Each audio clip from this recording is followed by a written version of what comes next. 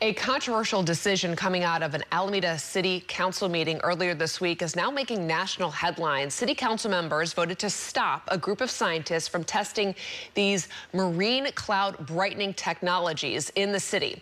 What it is sort of a way that they send up salt into the clouds. It's a method that some scientists say could offset the effects of global warming. So it's the salt that then gets sprayed into those shallow marine clouds in order to brighten them, increasing their reflection of sunlight. It is then supposed to be reducing the amount of heat that's absorbed by the water below. Plans to start those experiments in Alameda had been in the works since earlier this year under the watch of scientists from the University of Washington, but the city stopped it this week. Council members and the mayor citing health and environmental concerns, so they shut down this experiment. So we wanted to talk about what went into that decision with the mayor of Alameda. Marilyn Ezzy-Ashcraft is joining us here on KRON 4 this afternoon. Thank you for joining us. And thank you for having me. So originally, staff said, you know what, this was okay. And then this week, you, along with council members, said, you know what, let's put this on pause. We want to stop this program. What caused this flip in decision? Okay, so to be clear, staff never said this was okay. Staff and the city didn't know anything about these experiments until we learned about it from a New York Times article the day that the experiment began, and that was in late March of this year.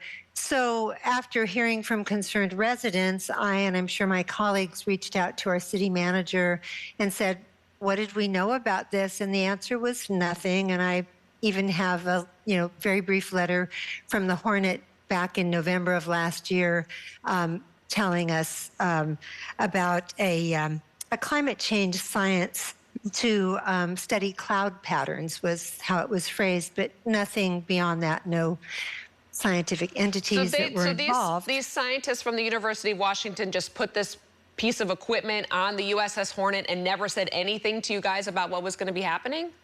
That's right.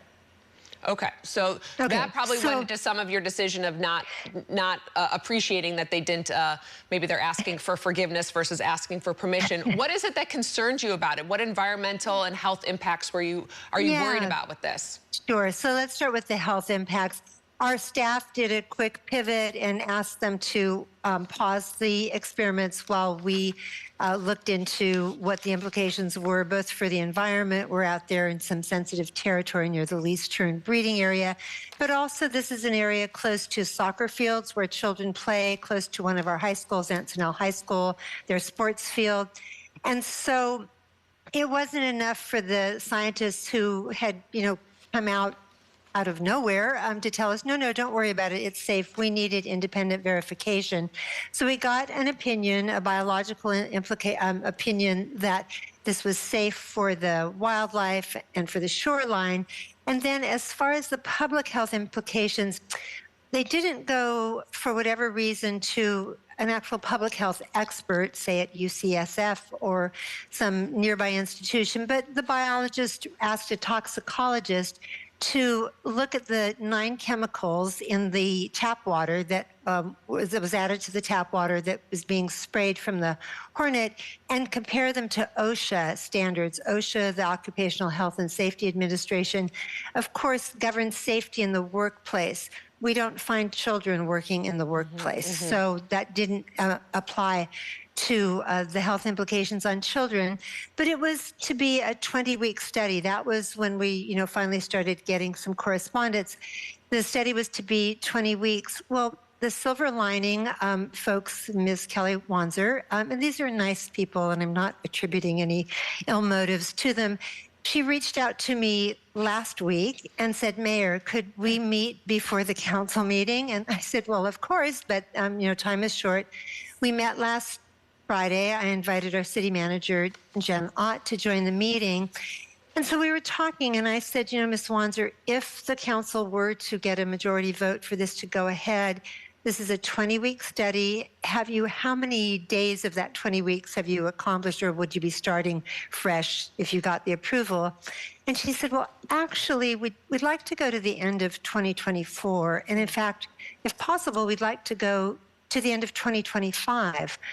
Well, the data from the studies also considered the duration of the experiment. So making it more than a year, more like a year and a half, certainly would have required some new testing. So that was a concern. But I think one of the things that occurred to me is this is science. These are really smart people and they deal in science experiments. Isn't it more specific than that? Don't you go in knowing what you're testing for how long?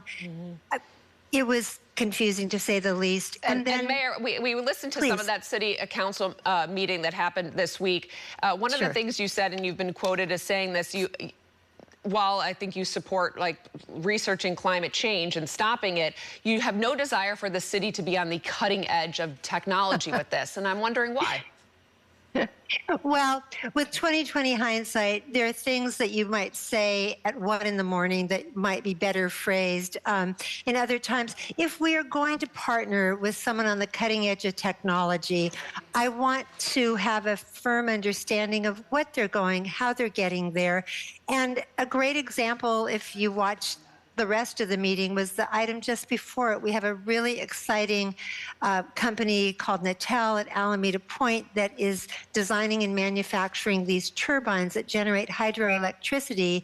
But unlike old generations of hydroelectric turbines, these don't kill fish. In fact, they protect fish.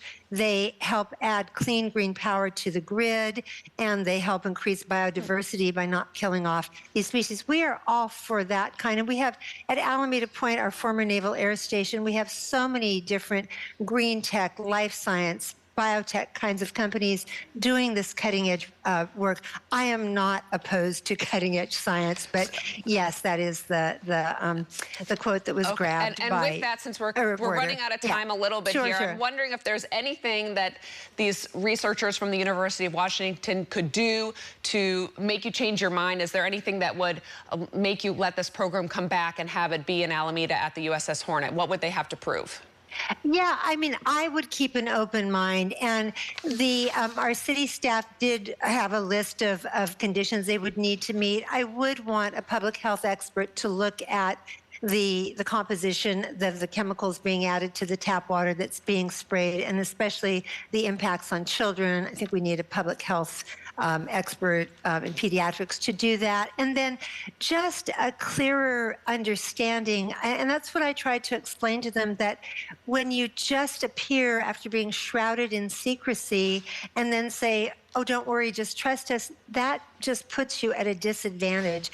We had these questions. There were 4 months from the time that the Hornet apparently thought they were giving us notice until the experiment started. So much could have been done in those 4 months that wouldn't have held up the experiment. So, and then lastly, I just want to say that I also really favor collaboration, and the concern that I raised, and others did too, in fact, we listened to scientists from all over the world, and 146 countries have asked that these kinds of experiments not be done because of the unintended consequence of then impacting the climate in a negative way for other countries. But that's the sort of thing that you could look into, you could study, you could model, you could work collaboratively.